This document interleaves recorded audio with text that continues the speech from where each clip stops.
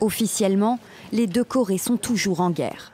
Car en 1953, c'est un simple armistice qui est signé à Panmunjom après 3 ans de conflit armé.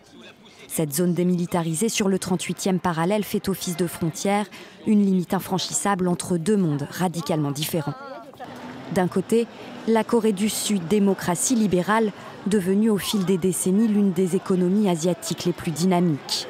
De l'autre, la République populaire démocratique de Corée, régime totalitaire basé sur le culte de la personnalité.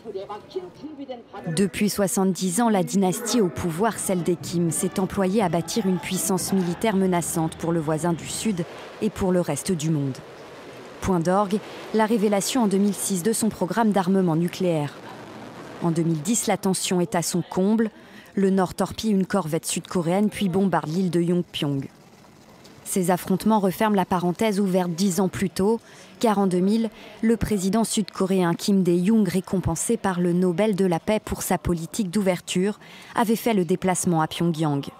Même chose pour son successeur Roh Moo-hyun en 2007, également reçu par Kim Jong-il. Depuis, les relations entre Séoul et Pyongyang n'ont cessé de se dégrader. L'arrivée au pouvoir de Kim Jong-un en 2011 n'y est pas étrangère. Les provocations nord-coréennes comme les tirs balistiques se poursuivent malgré des sanctions internationales qui, elles, se multiplient. Des explosions d'obus, des villages plongés dans la fumée. De véritables scènes de guerre, voilà ce qu'ont vécu mardi les habitants de Yonpyong. Comme le montrent ces images de vidéosurveillance, la Corée du Nord a tiré 80 obus sur l'île sud-coréenne, déclenchant des tirs de riposte et provoquant un tollé international. Les Nord-Coréens ont agi délibérément, mais ils n'ont pas pensé à la portée de leurs actes à long terme. Ils prennent la Corée du Sud en otage, et c'est un moyen de dire au monde entier « Regardez-nous, on est vivants, regardez ce qu'on fait ». Et voilà le message de Pyongyang. Un message qui ne sera pas passé inaperçu.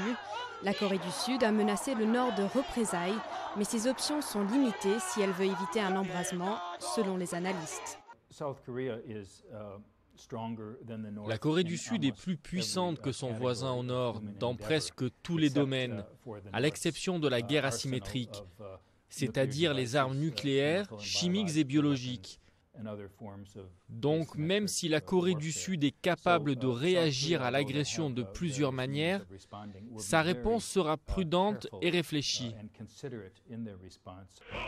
D'après Séoul, en déclenchant les pires affrontements depuis 1950, Kim Jong-il rappelle au monde entier que le régime nord-coréen s'est encore provoqué.